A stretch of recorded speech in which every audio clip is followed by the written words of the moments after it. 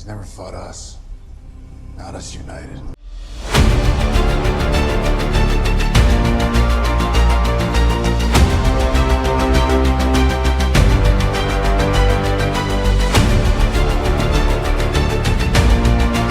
Die. Oh! I can so see that.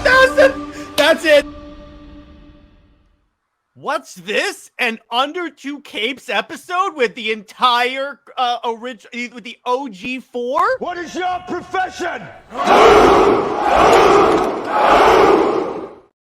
You know, it's really fantastic that all four of us are together. Yeah.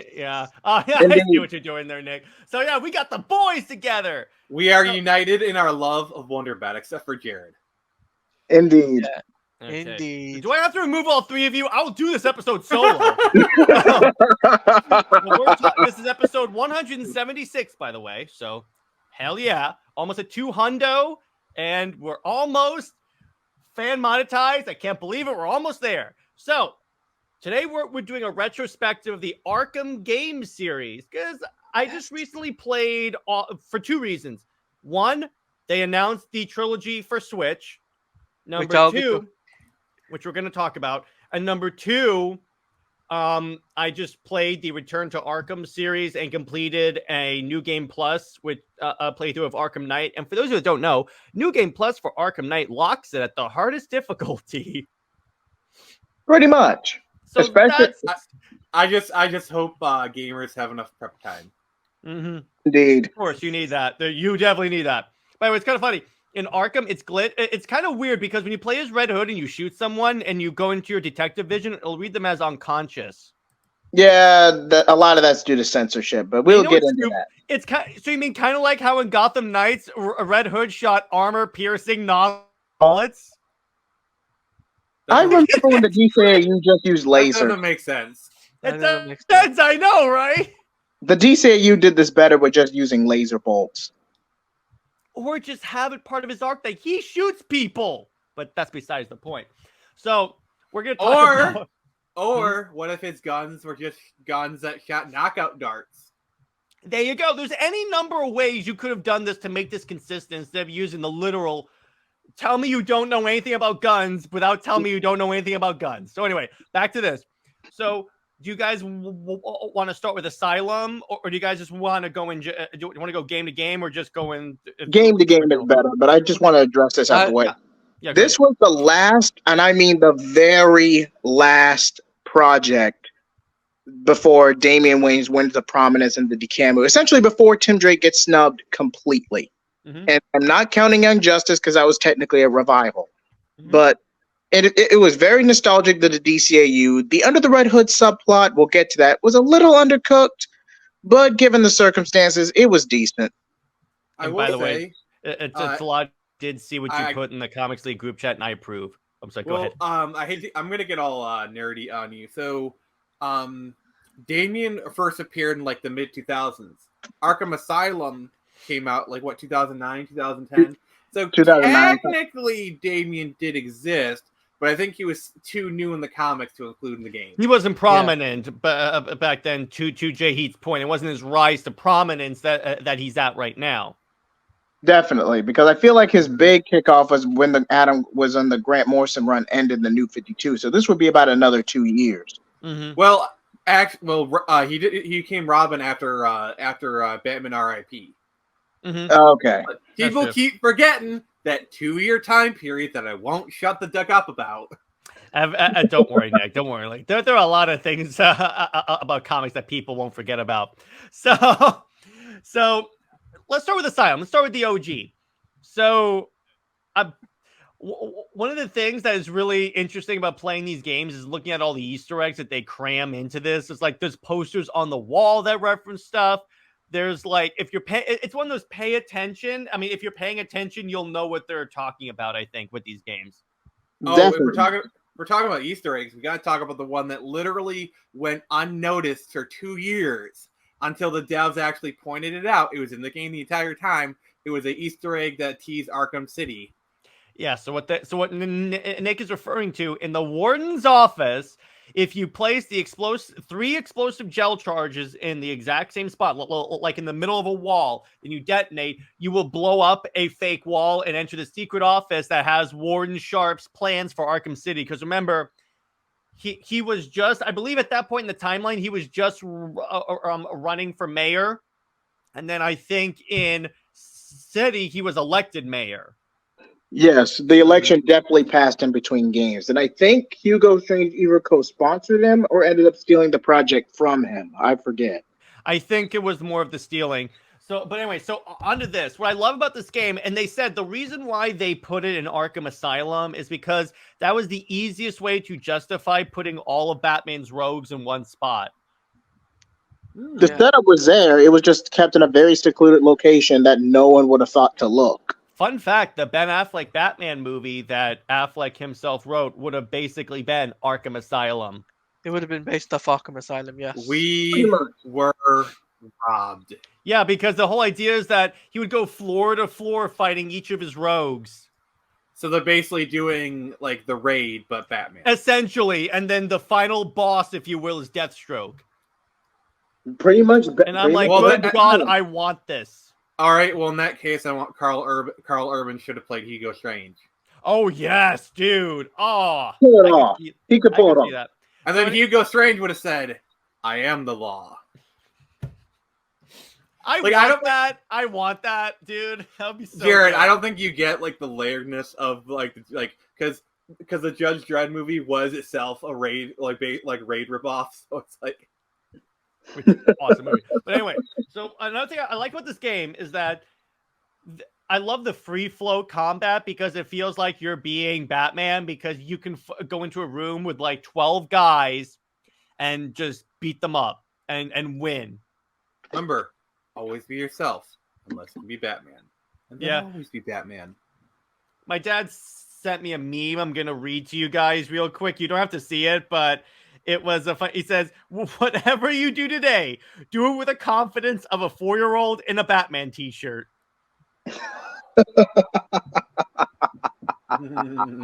There you go. But and another thing I always, again, you see like Killer Croc, and his boss battle is actually really cool because you have to like move slowly because otherwise you'll like alert him and he will actually insta kill you. So they really went the mile to make these things look like to go an extra step. And of course they added, speaking of Batman's prep time, Batman has a secret Batcave on Arkham Asylum. And I'm like, of course he does. I mean, you know Batman, he's always prepared. I know. He's like a Boy Scout. He's like a Boy Scout, always prepared. No, there is only one Boy Scout in DC, and he wears blue. Well, actually, he wears black and silver, but that's in a specific version. Wait, when does Sion get in this video? Nice. But so, for right now, the way I want to structure this is I'm going to go around and have us each give our thoughts on Arkham Asylum. Who here has played Asylum? I'd have. Okay, good. We all have. Good. I'm going to start with Jay Heat. I'll mix it up. So, give us your thoughts on Arkham Asylum, your favorite parts. Just go crazy. Oh, I know this is going to be expected of me, but the Mark Hamill's Joker stole the show. Mm-hmm. Like, if you're what you talking about, Betsy? By the way, speaking of which, I'm going to Florida SuperCon and Troy Baker is going to be there, and I'm going to make him sign my Arkham Knight strategy guide because he played Jason Todd in that. Oh, wait. If you could have Troy Baker say anything in his Joker voice, what would you have him say? I'm going out on a high note. Actually, he's no Mark Hamill, but he got the job done. You know what you should do? You should pay him to say, "Hi, I'm Troy Baker, and you're watching Comic League." I actually may do that. By the way, we will be documenting it too as a vlog. I think that'd be really that was Lad's idea. Yeah. So I'm like, yeah, we'll do that. That'll be fun. We'll document the whole trip. That'll be fun. So, all right. So I'm sorry. On that note, Jay Heat, continue. Like I said, Mark Hamill, because if you're just coming off the DCAU, then Arkham Asylum pretty much kicks off like right after 2007, 2008. You just feel like the DCAU never ended. Like, it's very nostalgic. The character dynamics are all there. with the exception of Batcess, but they replaced that with an even arguably more cringe chip, with details which we will get to later. And by the way, Nick, I saw the thing you just put me. You just DM me in the chat. I approve. It's nothing bad sass. It's nothing bad sass. But I just wanted to say, I know what you're talking about. If you've watched Highlander, you know what that meme is. So yeah, but go to the cow man. let's just say Barbara's not good at rebound relationships. Let's just leave it at that. Did she ever date Nightwing in this? Briefly, in the comics, it confirmed they dated. Then she rebounded with Tim Drake. But she still wears the necklace. That's the awkward part when she's with Tim. So I'm like, what the heck? Again, Barbara's not good with rebounding. Or maybe, actually, Asylum was involved by Paul Dini. No wonder it's so good. Mm-hmm. And by the way, this was also where we got the first appearance of Harley Quinn, because this is the first time she wasn't in the red and black suit, I believe. If one of you knows better, you can correct me. But I'm fairly certain. Black suit? I'm pretty sure she didn't wear the suit in No Man's Land, but hey. I'm talking about this was like one of the first times they deviated from Harley Quinn's traditional look. Okay, I get what you mean. Fun fact. Mm-hmm. The look of Harley Quinn in Arkham Asylum was directly inspired by the character of Janet from Vampire the Masquerade Bloodlines. Oh, cool! I like that. Interesting. I like that. What's also really cool. I could see it. So that's great. Taladia, your thoughts on Arkham Asylum? Arkham Asylum is probably one of the most definitive Batman games for a closed environment. That told a story that lasts decades. To this day, people still say Batman Arkham Asylum is still one of DC's top superhero games, right? And we could have had a movie version of it. And evidently, it won Game of the Year. Mm-hmm. Twice, I think. It got remastered. Yeah, it got remastered, but we did not mention that. No, I mentioned it because I played it. The graphics, they improved the graphics, but they took away some of the shadows that made the game very dark. But yeah, but I don't know. It's still fun. I mean, it's an acquired taste. Mm-hmm. I mean, the game is still great to play, even years later. I've got it on PC, I've got it on PlayStation, and I know it's coming to Switch as well. So, literally, people are in for a treat if you haven't played these games. For the love of God, and Next said it on the podcast we did on his channel about the history of comic book gaming. This was one of the games that really proved that you could do a comic book game right. Yeah, like I would say this game really was kind of like a watershed moment for not just superhero games, but also licensed games. Because this was supposed to be a tie-in for, I believe, The Dark Knight. Okay. And honestly, if it wasn't for Asylum, we would have never gotten games like Spider-Man 2018. Like I'm going to say that I don't think that's too much of a hot take. Because before that, basically you had tie-in games that were rushed to meet the deadline of the movie and questionable quality. Like, sure, Spider-Man 2 is great, but that's the exception rather than the rule. If you notice, after Batman Arkham Asylum, you start to slowly see kind of more of a shift from rush tie-ins to, we're going to do a game, but it's going to come later, and we're going to at least try for higher quality, Yeah. And you definitely see it. And for me personally, so this was like the first game. This was my actual intro that I really got into Batman at this point, because I got this game when it first came out, and I remember playing it. And this game does a fantastic job of introducing you to Batman's mythology. If you're not a Batman fan, they put it in such a way that it's not too confusing, not too overwhelming. They introduce in bite-sized chunks in between gameplay elements. And obviously, us being comic book fans, we play through the game. We're like, I know that, I know that, I know that, I know that. But it's like a newbie. You're like, okay, I don't know anything, but this is actually pretty cool. So you can understand this. You don't have to know that much, is what I'm saying, in order to enjoy the game. Which is it's a good primer and whatnot. And what's actually interesting, what they said for the design of Arkham Asylum, they actually said they took heavy inspiration from, I think, the UK where they are.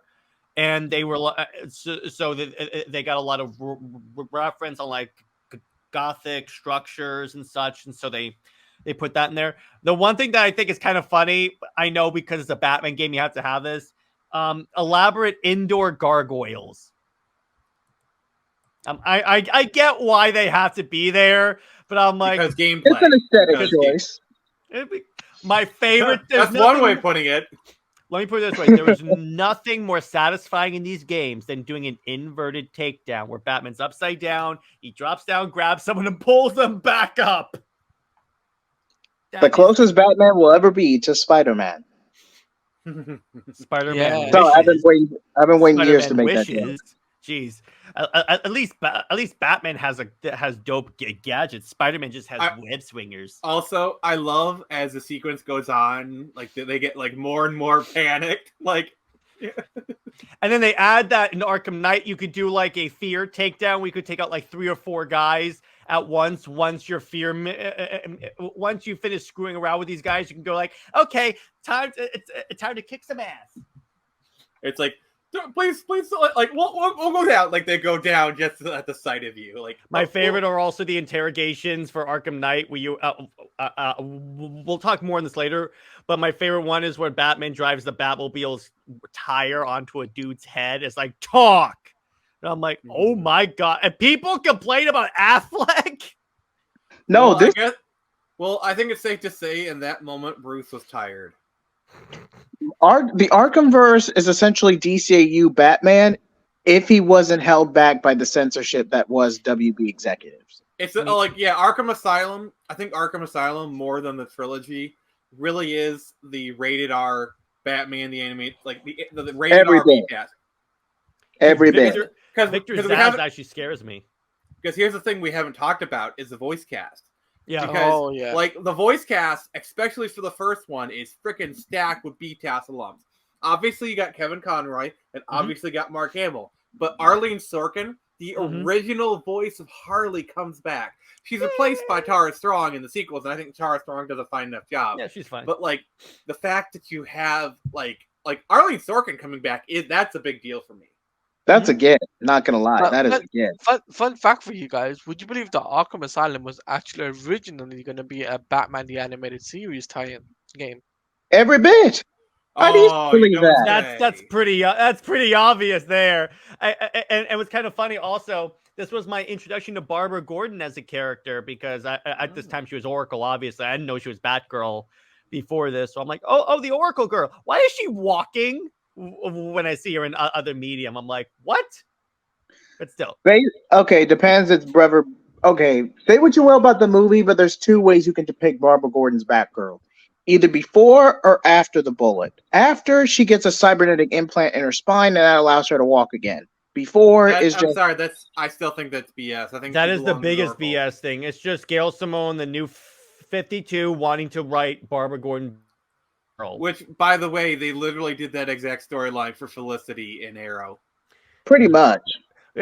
Again, this tells me they want to do a Batman show, but they're like, let's take Green Arrow and make it a Batman show. They literally No, Jay Heat, I got this. They literally lampshaded it when Oliver said, I was going to call you Oracle, but that name's already taken. They knew much that what they were doing. They literally lampshaded it. I just realized something. So wait, Jay Heat. I just realized something. If this is supposed to be a Batman show, were they in favor of Bat-Cess because the Batman allegory and the Barbara Gordon allegory were together in that just show? Now thought of this? This is stuff you were talking about. In Arrow's defense, Felicity and Ollie were of a similar age. Yes, that it's better there because it's like he didn't raise her. And Felicity was very well. Batman didn't raise Batgirl, Jim Gordon did, but We need to have that video sometime, but like, Yeah. That's okay. happening, dude. The cleanest way we could describe it, it was a hookup gone bad in which both parties regretted it. That's the cleanest we can say it. I mean, yeah, I'm fine with that. It's just I think people No, put too much. I think people get too bent out of shape for this. I think people like people like they make it way bigger of a deal than it has to be, and I just think it's a little bit of an unfair criticism.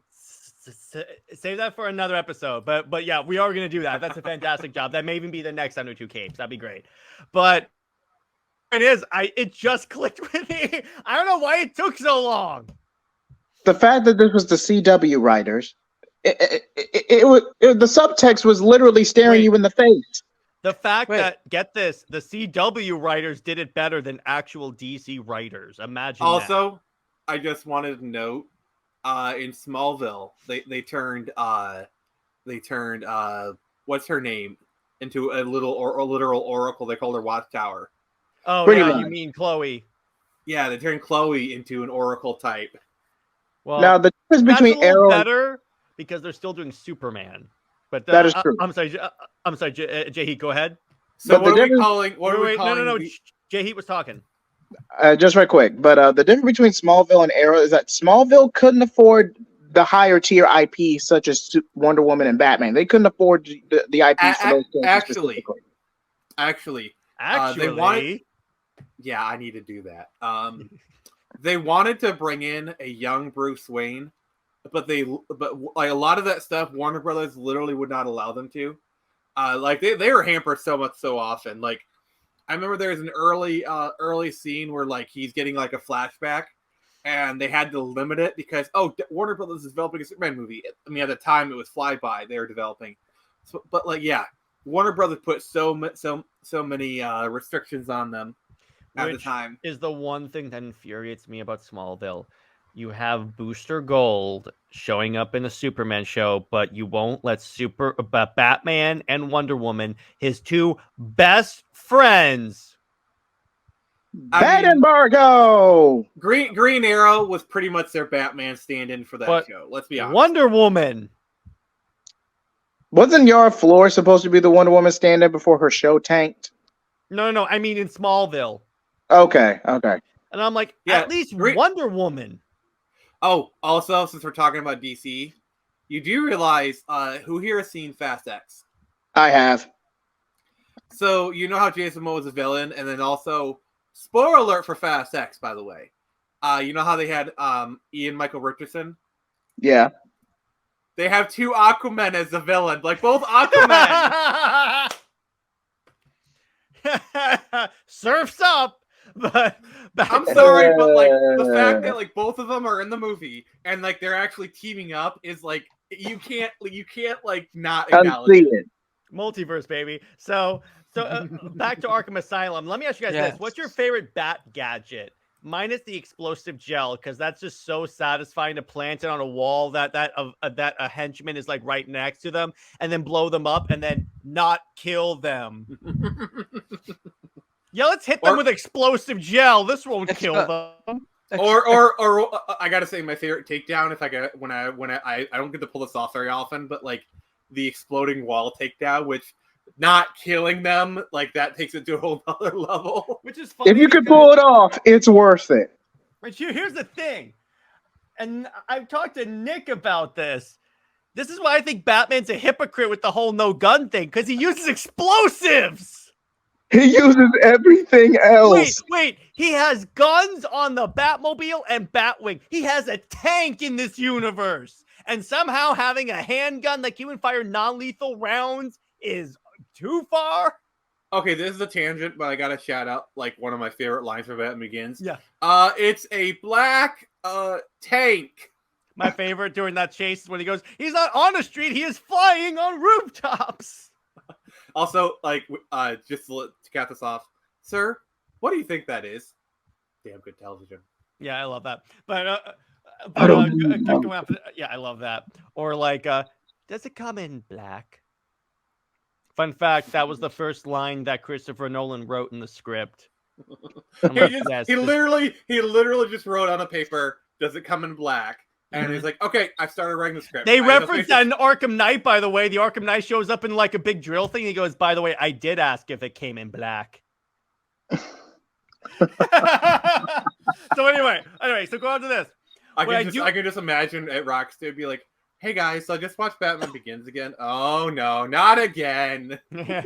By the way, so what's cool is moving on to this. I also dug the character designs for like a lot of the villains. Like I love the Poison Ivy design with the hair down, the coat, the bikini bottom, the obvious bikini bottom.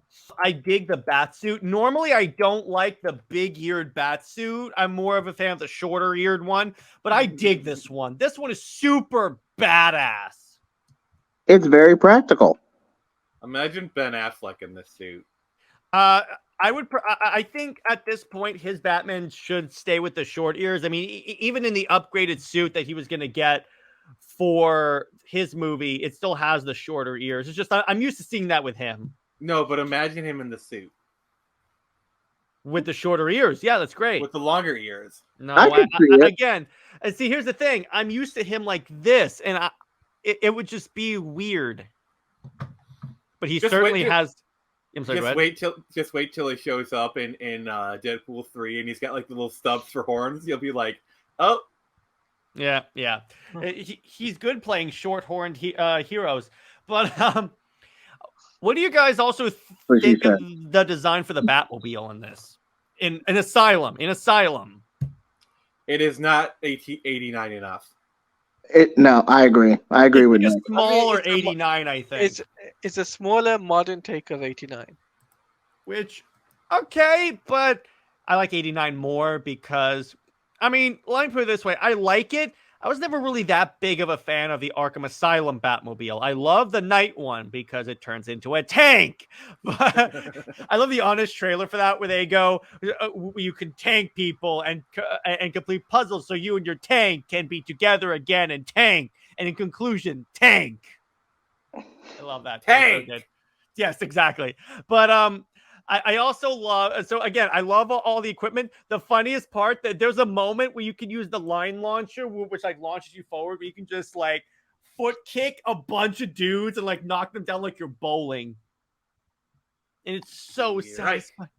Yeah. And then the only problem with this, and I agree with people, is the last boss battle, because fighting a Titan Joker is just anticlimactic. Because even if Batman by some miracle wins, Joker has done such irreparable damage to his body, and yes, this does get addressed in the sequel, to where it ultimately it's anticlimactic at best and nonsensical at worst. And also, how does he revert back from that? I think that cutscene was made early on in production, where Joker turns back to normal after the Titan fight, before the whole Titan sequence was even made. And then they realized it in post, okay, Joker just turned back to normal off screen, or they removed the Titan formula from his body. Yeah, I mean, okay, it's just I don't buy it. I get the cutscene. I just don't buy you reverting back from that form, because you get spikes in your spine. How does your skin tears? How does that work? It's a Batman thing, ultimately. But yeah. So now we're moving on to Arkham Asylum. I mean, Arkham City. Thank you. I'm making Freudian slips all week on shows. Jeez. Yeah. Bro, you be slipping. I'd be slipping. So Arkham City opens up. Actually, very, very interesting. Hugo Strange knows who Bruce Wayne is. And That's Bruce a very Wayne strange is thing. Yeah, I know, it's very strange. And you could say, since Hugo Strange is a doctor, you could say he's the Marvel Doctor Strange. You really wanted to make that pun work, didn't you, Jared? Yeah. Now you know how it feels, Nick. But anyway, I feel nothing. So I like how like this game establishes that Bruce Wayne's being thrown in Arkham City. Somehow Hugo Strange has arranged it so he can like throw anyone in there, like Jack Ryder. And I'm like, by the way, who in DC Comics becomes the Creeper later on DC I Comics. guess you could say that he's not locked in there with them. They're locked in there with him. Excellent work. So, and then as you're walking up, by the way, for an Easter egg, if you look up on one of the rooftops, you could see Azrael watching you walk into Arkham City. So it's pretty cool. And I love that there's this one thing where like, so abducts you because he wants to beat up Bruce Wayne, and then like you just Batman out of your handcuffs. It kind of looks like Superman and Man of Steel when he just undoes the handcuffs. Cards on the table. Bong. Loved it. How did you get out of your handcuffs? I'm Batman. And then basically Batman kicks ass. He gets a newer suit, which is kind of armored. This is also where we get introduced to Catwoman. By the way, the game starts off with us playing as Catwoman. So this is like the first time you're playing as another character, which I like how they made her feel different than Batman, how even her like grappling looks different. But anyway. Yeah, like honestly, her grappling is almost, they kind of turned it into a bit of a rhythm game. Yeah, I know. It took me a second to realize that. And then we, as we move on in the game, eventually we're introduced to Talia Ghul, and I dug this Talia. Yeah, it was. I loved like the whole trippy sequence. Oh yeah, that was really weird. It was okay. Say what you will about the whole baby mama drama. One, Damien's not even referenced in the Arkhamverse. I think like one time. That night we spent in Metropolis. But even then, even without Damien in the picture, that was a pretty solid performance by Talia's voice actress. So I got to give credit. By the way, there was supposed to be an article that was going to have you play as Damien. Yeah. Yeah, that's just, again, we keep getting robbed of cool Batman content, but whatever. Yeah. It's not like DC produces so much Batman content. And then I liked how they do the whole Batman. Again, I like the Ra's al Ghul stuff, and then he'll come in later. It turns out Ra's al Ghul and Hugo Strange were working together, and I like the whole Joker fake out because in the game they make it seem like Joker's fine. He's really not. In fact, he gets a blood transfusion from Batman. He puts some of Joker's blood in you and sends it to all these different hospitals in Gotham. This gets paid off at night. And what I like is that it turns out it's Clayface the entire time. It was Mephisto all along. No. If you're going to do it right. It was Agatha all along. Yeah, but everyone thought it was Mephisto. But so that's what... Martha! All right, you set that up pretty well. So Why did you say that name? There you go. Was the clip really worth it, Phoenix? Yes. All right, so Mr. Punimus, what you on Arkham City? Arkham City is the one that I've played the most. Like, I got a good bit into Asylum, but I kind of got stuck at some point, so I never actually finished it. I actually did finish the main game of City, but I think I got stuck on like some of the Catwoman missions or something. They're kind of difficult. Yeah, and I actually really like City. One thing I really enjoyed is the whole countdown aspect of it, like 10 hours till something launches, and it's like Protocol 10 will begin in 2 hours. Now, Jared, is that in real time? Is that going on? I don't think so. No, because it's like an hour of game time later. It says Protocol 10 will begin in 10 minutes. Yeah, because like, holy crap! Imagine if that would have been in real time, and like if you had just been doing like VR challenges when Protocol 10 was up, and it's like kind of thing. It's like, oh no! But by the way, it was kind of cool. I started playing a bunch of the DLC, a bunch of the side missions. You can actually, this is the first time you meet Hush. You find a bunch of like dead bodies. It turns out Hush was kidnapping people, cutting their faces off, and stitching them on his own so that he can look like Bruce Wayne. Wow. Yeah. Jay Heat, ironically enough, Batwoman pretty much ripped off the same premise. Yeah. So Jay Heat, on that macabre note, your thoughts on Arkham City? Arkham City, I would say, if we're not counting Origins, is the weakest of the main trilogy. Whoa, that's a hot take. And I say that because outside of Joker's death, which is a direct carryover from his poisoning from the Titan formula, which was nonsensical in of itself, this is just another typical Batman versus Joker altercation, just with a bunch of side plots going on. Okay. And even then, Protocol 10, Protocol 10 is just the same as that episode where Hugo Strange pretty much probes into Bruce's mind. And the only difference is he's not using Mad Hatter for its scheme. He's partnered with Ra's al Ghul. It's a literal retread of that same episode, just dragged out into an entire video game. Okay, I can see that. Fladia, your Yes. thoughts? My thoughts on Arkham City is that it's probably one of the best games ever made. Right? I say this to this day, right? I'll say this to this day, right? The story is so well done that it won another Game of the Year, right? For Right. And furthermore, this was partly written by Paul Dini, not fully. Okay. I do know that for a fact. It's just that the ending was done by somebody else. Plus, as well, the DLC. Oh my god, the DLC is great for this game. And by the way, if you have the remastered edition, you get all the DLC, including all the other skins. Like you can play as the BTAS Batman. When you play as Dark Knight Returns Batman, they change his face shape to become the actual Dark Knight Returns Batman. And you can play as Sinestro Corps Batman. And you can also play as Batman Beyond. Yes. So cool. Except you can't fly. You still glide, but still, I'll take it. Yeah, I gotta say, the Batman Beyond suit kind of looks a little bit wonky, but hey, it's cool. I appreciate it. Speaking of badass Batman Beyond suits, Arkham Knight. Yes. So we're skipping Origins, or we're just going to stay within the main trilogy? We'll talk about Arkham Origins as well. Why not? Yeah, we need to talk about acknowledge after. Origins. We need to acknowledge it. all right, you know what? Screw it. Arkham Origins. I just completed that game, which, again, I genuinely enjoyed it. I think that it is supremely underrated as a game. It's underrated, but it's the weakest out of all four Arkham projects. It's definitely the weakest out of all four. It is the weakest. By the way, so I found out the reason why they got different voice actors for Batman and Joker is because since these were younger Batman and Jokers, they felt it would make more sense to have younger voice actors cast Batman and play Batman and Joker. Yeah. And That and they were probably cheaper. that That's true. and Kevin Conroy was retiring during this time, and then Mark Hamill said, "Oh, I'll retire my Joker as well." Mhm. No.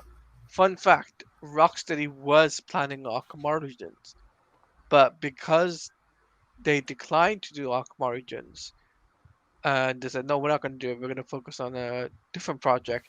That's why it was handed off to Warner Brothers Games Montreal, and that's why with employee over 500 employees at the time, and so hence the idea of them having basically the assets from Arkham City put into this game. Okay, that makes sense. That makes sense. That's why you feel like, oh, this game is kind of like it's an underrated game, right? It is Game of the Year. It still tells a very good story. The DLC is great, right? Cold You can Heart. play as Deathstroke. You can The play as quality is Deathstroke. there, but it's a relative downgrade compared to the other games. Oh yeah, it is, but it's still a fun game. It's still a fun game. You can still get to play as Batman, and furthermore, the online. Oh my god, the online aspect of it is really, really cool You as well. can play as Black Lantern Batman. So I think the consensus is it's a good, solid game. Not as good as the main trilogy, but overall a worthy entry in the franchise. A worthy entrance in the franchise. It deserves to have a remake. They should do a remake and enhancement of it because I think Definitely. it could lead to a big resurgence of it. So let's just skip general thoughts on this because we already just we came to a consensus. Arkham Knight, which is my favorite Batman game of all time. The real game begins. Yes, because you can play as literally every Batman. You could have the 89 suit and Batmobile to drive around in Gotham. Let's be honest. The reason why Jared loves this game so much is because you can play as Ben Affleck Batman and you can drive around in the BVS Batmobile. My only complaint is that I can't shoot the guns. Well, actually, there's a glitch in there. You can actually shoot guns in there. I need that. But anyway, the thing about it is that when you use the different Batmobiles, they use the actual sound from the movies. My only complaint is that it's ostensibly most of the Batmobiles come with their own individual like tracks, like race tracks. And yeah, we will. And what's cool about it is for the 66 racetrack, it plays the old 66 like theme song. My complaint is that with the Christian Bale Batman one, the racetrack, they don't play any songs from Batman Begins. Which I'm like, sucks because like yeah, the Dark Knight like do like imagine playing that song while you're doing the racetrack. yeah, the song when like he's not on the street, he is flying on. If they actually played like the police broadcast, he's not on the street, he is flying on rooftops. Yes. But besides that, I'll take it. It's fine. But so on to that. So the story. If I saw Jason Todd coming a mile away. Yeah, it's essentially it's pretty much the Arkham versus version of Under the Red Hood, just with Scarecrow. Also, I've brought this up before, but I have to say it because context. If you could actually look at the other thing is they borrow heavily from the Batman Battle for the Cowl storyline for this one. Yeah. Because if you look at Jason Todd's Batman suit from the Battle for the Cowl storyline, it is pretty much exactly the Arkham Knight. Like, seriously. Yeah. Pretty much. No, I mean, like, it is the costume. Like, there is no bones about it. What I love, by the way, is the honest trailer for this game. Where like you're fighting the Arkham Knight, who's the youngest sounding man that uses guns and has a personal vendetta about Batman. And if you don't know who that is, well, welcome to your first Batman story. I love that. Like I said, it's literally just Under the Red Hood and Battle for the Cowl merged together. Now, let me tell you this. I dig the Scarecrow voice actor in this game the most. Oh, he did a good job. He did a great job. He was demented as hell. And if you notice the character designs, because in Asylum, Killer Croc like takes mauled him. Basically mauled him. That's why his face is like covered in that game, which I'm like, yeah, that's awesome. And I liked how the game changes once the militia brings in their tanks, because you can't just drive around anymore. Trust me, I got blown up a bunch on New Game Plus because, again, it's the hardest difficulty, and I kept running into tanks. But I will give you guys a piece of advice. Turn on the setting that lets you toggle between tank mode and car mode instead of holding the trigger down. That will save you a lot of headaches. Trust me. And health. Check the group chat. And, one second. Nick, oh, yeah, I see it, Nick. All right, you know what? This has to be shared. Go ahead. Shared because, this is pretty much by the way, that is it's pretty much that suit except without the cape. Yeah. So here you go. This is the Arkham Knight Batsuit compared to Jason's Battle for the Cowl suit. Yeah, it's that suit. It's pretty much. Yeah, it's extremely close. Yeah, and fun fact, the Arkham Knight suit was actually canonized in Detective Comics 1000. I think they essentially just turned it to Lady Arkham and just gave her the suit, but at least if I'm remembering it right. By the way, what's cool for those that don't know is that so Jason Todd is air quotes dead during the events of Asylum. The Joker was holding him in an abandoned wing of Arkham. So conceivably, you were within 10 feet of him when you're playing the game. Yeah, that is crazy when you think about that. I just gotta say this while we're on topic of Jason Todd. I really like the modern retelling of a story where they tie his revival to Lazarus Pit. I think that works so well because I could totally see Ra's al Ghul being like feeling guilty for hiring the Joker and like getting Robin killed, that he uses the Lazarus Pit to revive him. Like that, it works so well with the characters, and it's a much cleaner origin for Red Hood. Actually, in the comics, that was only for the movie. In the comics, Talia did it without her father knowing. Yeah. By the way, my favorite version of Jason Todd's origins when Superboy Prime punches reality, because then I could tell people, go, leave. Then I can tell people Jason was literally punched back to life. Snap back to reality. Oh, there goes gravity. Yes, But exactly. I'll say this in terms of the Arkham Knight game, Yes, please right? go ahead. We have to get back on topic. Yes, because the way I feel with the Arkham Knight game, yes, does it match Arkham City's story? No. Does it have great gameplay? Yes. Is it replay value? Yes, there is still replay value to this day, but it's not gonna top Arkham City in terms of story. For me, It's it just not does. going to happen. For me, it does. Also, Yeah, I'm can sorry. we Go ahead, can Nick. we give a shout out to like the graphics? They still look amazing 10 years Oh later. my gosh, dude! I noted that Like- when I was playing through it. I'm like, how the hell did the game come out back then, and it looks like a game that came out now. It looks Quality. better. It looks better than games that came out. When I was playing Gotham Knights and I played Arkham Knight afterwards, I was like, well, this is an upgrade compared to Gotham Knights. Taladia, I know you're a Gotham Knight stan, and that's fine. No, But- I'm not. Actually, I'm not. I'm gonna Wait, are say we talking about the show or the game? Because Jesus Christ. Game. Context, Jay. Context. I'm gonna say this, right? If you're gonna play Batman Arkham Knight, play it on PC. It's way better on PC. It's way I have a better on Series PC. X, which is pretty much a P. But not a but it's a but Jared. PC's master race. Yeah.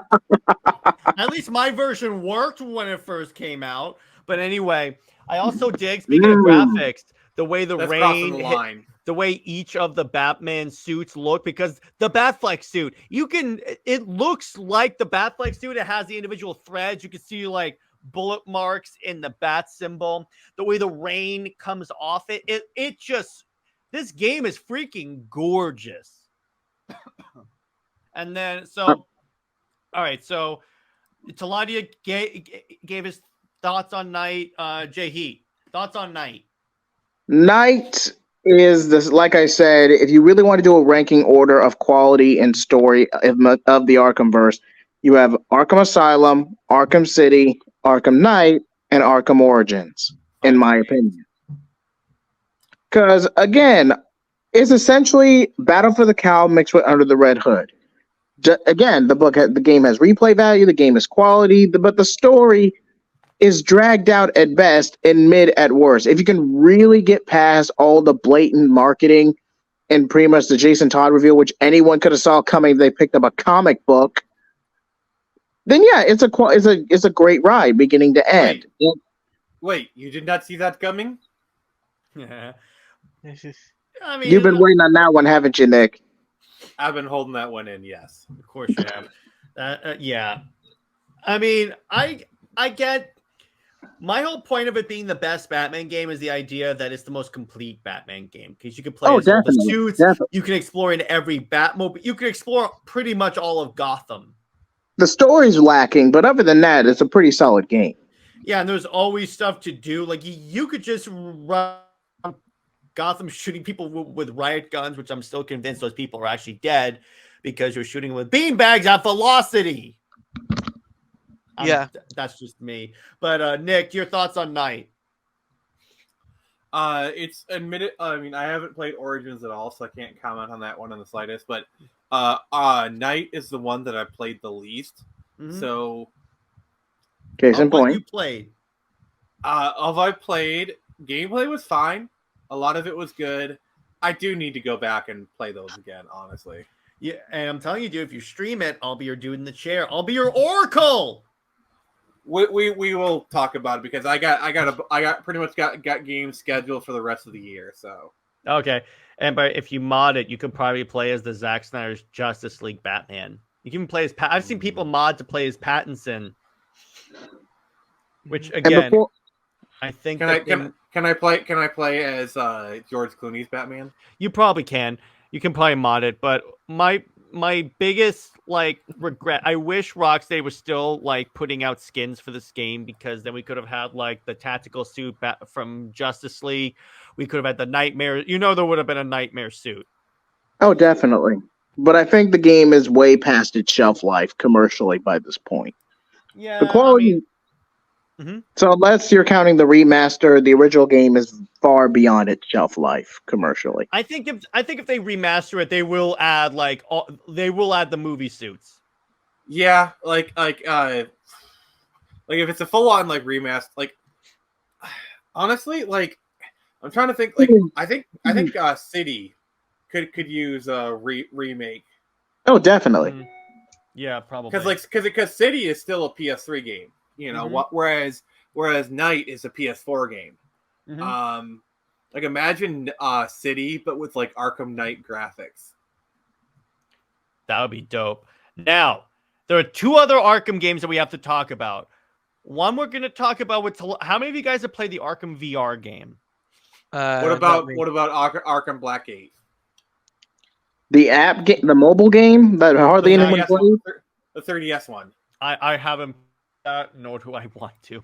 No, don't No. don't even bother. We're touching counting that. main console, but the reason why I bring up the VR game because if you play that, it's genuinely terrifying, bro. There's a scene where you're in the middle of this like swamp area and Killer Croc jump scares you. It is the most terrifying thing ever. My only And problem is that you can't fight as Batman. You can only do detective work. but it's a great setup from tonight. It's a definitely great setup, especially on a replay. But So Go on. Claudia actually has one more thing. Actually no, I'm sorry. It's Jay. He has something he wants to bring up. So tell us about Arkham Beyond. Arkham Beyond was a concept game, essentially with Damian Wayne, with Old Man Bruce and Damian Wayne, That was the one I was referring to. Yes, and it and got. Go ahead, Taladia. it was a game that was going to be done by WB Games Montreal. The game was going to have Damian Wayne. You were going to have Dick Grayson in the game. We were going to have female Black Mask. We were going to have Gorilla Grodd in the game. There was tons of characters that was involved. Why was Gorilla Grodd going to be in a Batman game? I have no idea. It was in the concept art. I took a look at it. That makes no sense. Gorilla Grodd was going to be in the game. A female Black Mask, White Rabbit, Flamingo. What else was there? Oh yeah, Bat Bike as well. And Gotham was literally. It wasn't even Neo Gotham at all. Gotham was teared down to the bare bones, basically. Oh, really? Yeah, we're gonna wrap this up. So, Yeah. I mean, yeah, this was so. Yeah, on that note, I think it's a good place to leave it. I mean, boy, I mean, let me put it this way: can you the only thing I'm gonna say about Gotham Knights, I'm only bringing this up because you could kind of follow it. Still, you can't. I know it doesn't match, but I mean, besides that point, I am interested to see how they explain Batman being back in Suicide Squad. That's the one thing that I'm looking forward to the most, because they could always say, because I'll say this and we'll wrap up. The theory was at the end of Night that he didn't die. He just killed the Bruce Wayne persona so he can be Batman full time. So that's the way that it could explain that. Yeah. Oh, brainwashed and killed anyway. Or that. I still think Brainiac stops him from being killed, kidnaps him, uses his contingency plans to take over the Justice League. But that's just me. So we're going to wrap it up. This was a pretty dope episode. Drop in the comments your favorite Arkham game, your least favorite Arkham game. We'd love to hear that. So I'm going to, and we'll do the usual extroductions. But first, I just want to say I have a pretty dope collab on the channel right now Wednesday with Ty the Art Guy. That was really fun. We talked comics. We talked I love his that book. dude. I love that dude. He's awesome. And in terms of Monday videos, I may be starting my collab with Nerdette where we rewatch the Snyder Cut. We're gonna publish a time for that. But it's happening. Thank you. It's gonna happen. Movie night is Highlander. I just watched it for the first time and it is freaking dope. Thank you, Nick. So there can only be one. Thank you. But Cloud. So on that. All right, Nick. Where can we find you, and what have you got coming out in your channel? Alrighty then. So, as usual, you can find me on Twitter, the Phoenix Press, YouTube, to search the same. Tomorrow, I got the Friday Night Frenzy. We're talking about AI art, and then on Saturday, we're doing my modded playthrough of Resident Evil 2. I've been looking through the mods, and I got some surprises in store for you, especially when we meet Leon. Oh, And boy. then also that the new month is dawning, and I have a new edit coming along, a very patriotic one that is sure to bring people together. Let's just say. Oh, and real quick, I just want to say, Nick, you should find a mod or do a mod. You know how, like in your previous video, when Mr. X got close to you, he said it was the XCOM give it to you. You need to find a mod that, or like make one. If you were good at coding, you could have made it so whenever he got close, all you hear was Zack Snyder saying "Suck it, Warner Brothers." Actually, if I could create a mod for Mr. X, what I would do is every time he grabs you, you just hear, "It's Morbin time." By the way, Nick reminded me, I'm starting a new edit. It's coming along really well. I'm going to give you a hint on the topic.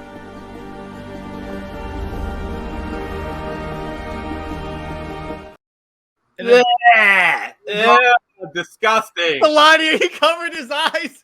So, Dude, that type of imagery is against the Geneva Convention because it's cruel and unusual punishment. Yeah.